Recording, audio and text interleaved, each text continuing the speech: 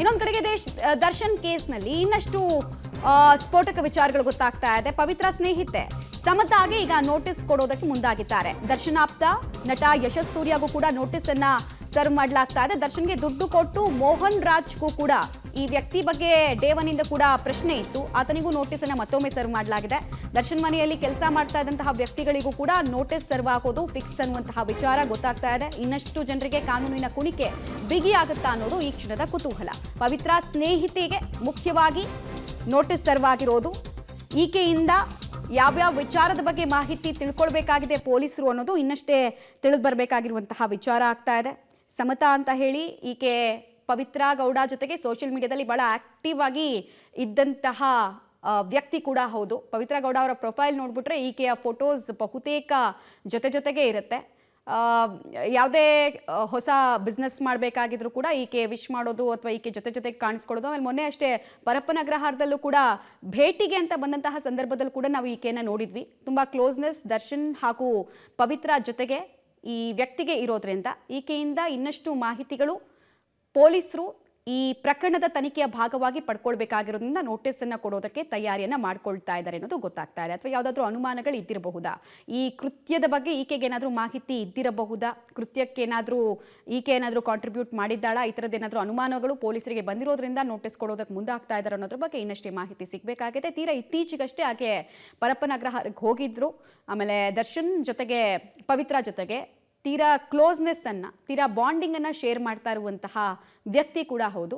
Business partners ಅಥವಾ ಏನು ಕತೆ ಅಂತ ಗೊತ್ತಿಲ್ಲ. ಬಟ್ ಪವಿತ್ರ ಗೌಡ ಸೋಷಿಯಲ್ ಮೀಡಿಯಾದಲ್ಲಿ ಅತ್ಯಂತ ಹೆಚ್ಚು ಆಕ್ಟಿವ್ ಆಗಿ ಆಗಾಗ ಈಗೇನೋ ಟ್ಯಾಗ್ ಮಾಡ್ತಾ ಇದ್ರು ಅವರನ್ನ. ಅವರು ಕೂಡ ಇವ್ರ ಫೋಟೋಸ್ನ ಹಾಕ್ತಾ ಇದ್ರು.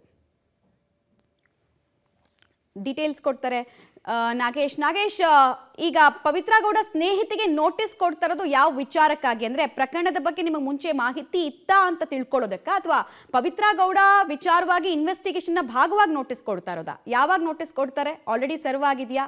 ಏನೇನು ಡೀಟೇಲ್ಸ್ ಲಭ್ಯ ಆಗ್ತಾ ಇದೆ? ಮಮತಾ, ರೇಣುಕಾಸ್ವಾಮಿ ಕೊಲೆ ಕೇಸಲ್ಲಿ ಬಂಧನವಾಗಿರುವಂಥ ಪವಿತ್ರ ಗೌಡ ಸ್ನೇಹಿತೆಗೆ ಪೊಲೀಸರು ನೋಟಿಸನ್ನು ಕೊಡಲಿಕ್ಕೆ ಮುಂದಾಗಿದ್ದಾರೆ ಅನ್ನುವಂಥ ಮಾಹಿತಿ ಈಗ ರಿಮೈಂಡ್ ಕಾಪಿಯಲ್ಲಿ ಗೊತ್ತಾಗ್ತಿರುವಂಥದ್ದು. ಬಹಳ ಪ್ರಮುಖವಾಗಿ ಈಗಾಗಲೇ ಸಮಂತ ಎಂಬ ಮಹಿಳೆಗೆ ಈ ಒಂದು ನೋಟಿಸನ್ನು ಕೊಡಲಿಕ್ಕೆ ಪೊಲೀಸರು ತಯಾರಿಯನ್ನು ಮಾಡ್ಕೊಂಡಿರುವಂಥದ್ದು.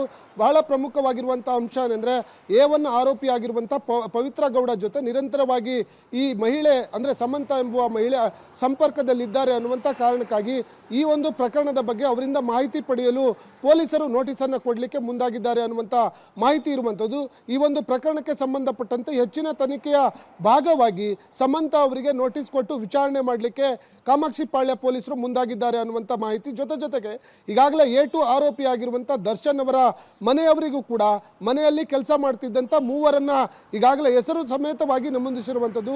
ಒಂದು ಸುಶೀಲಮ್ಮ, ಅಮೀರ್ ಖಾನ್ ಸೇರಿದಂತೆ ಒಟ್ಟು 3 ಜನ ಆರೋಪಿಗಳು. ಜೊತೆಗೆ ಈ ಒಂದು ಪ್ರಕರಣದಲ್ಲಿ ಈ ಹಿಂದೆ ಕೇಳಿ ಬಂದಂತಹ ಯಶಸ್ವಿ ಸೂರ್ಯ ಅನ್ನುವಂಥ ವ್ಯಕ್ತಿಗೂ ಕೂಡ ನೋಟಿಸನ್ನು ಕೊಟ್ಟು ವಿಚಾರಣೆ ಮಾಡಲಿಕ್ಕೆ ಪೊಲೀಸರು ತಯಾರಿಯನ್ನು ಮಾಡ್ಕೊಂಡಿರುವಂಥದ್ದು. ಯಾಕಂದರೆ ಈ ಒಂದು ಪ್ರಕರಣದ ಸಂದರ್ಭದಲ್ಲಿ A1 A2 ಆರೋಪಿಗಳು ಅವರ ಸಂಪರ್ಕದಲ್ಲಿದ್ದಾರೆ ಅನ್ನುವಂಥ ಮಾಹಿತಿ ಮತ್ತು ಅವರ ಕಾಂಟ್ಯಾಕ್ಟ್ನಲ್ಲಿ ಇರುವಂಥ ಕಾಲ್ ಲಿಸ್ಟ್ಗಳನ್ನು ಕೂಡ ಪಡೆದು ಪರಿಶೀಲನೆ ಮಾಡುವಂಥ ಸಂದರ್ಭದಲ್ಲಿ ಈ ಒಂದು ಹತ್ಯೆ ನಡೆದ ಸಂದರ್ಭದಲ್ಲಿ ಇವರ ಜೊತೆ ಸಂಪರ್ಕದಲ್ಲಿರುವಂಥ ಮಾಹಿತಿ ಸಿಕ್ಕಂಥ ಹಿನ್ನೆಲೆಯಲ್ಲಿ ಅವರ ಸ್ನೇಹಿತರಿಗೂ ಮತ್ತು ಮನೆ ಕೆಲಸದವರಿಗೂ ಕೂಡ ಈ ಒಂದು ಪ್ರಕರಣದಲ್ಲಿ ವಿಚಾರಣೆ ಮಾಡಲಿಕ್ಕೆ ಈಗಾಗಲೇ ಕಾಮಾಕ್ಷಿ ಪಾಳ್ಯ ಪೊಲೀಸರು ಮುಂದಾಗಿರುವ ಬಗ್ಗೆ ರಿಮೈಂಡ್ ಕಾಪಿಯಲ್ಲಿ ನಮೂದನೆ ಮಾಡಿರುವಂಥದ್ದು.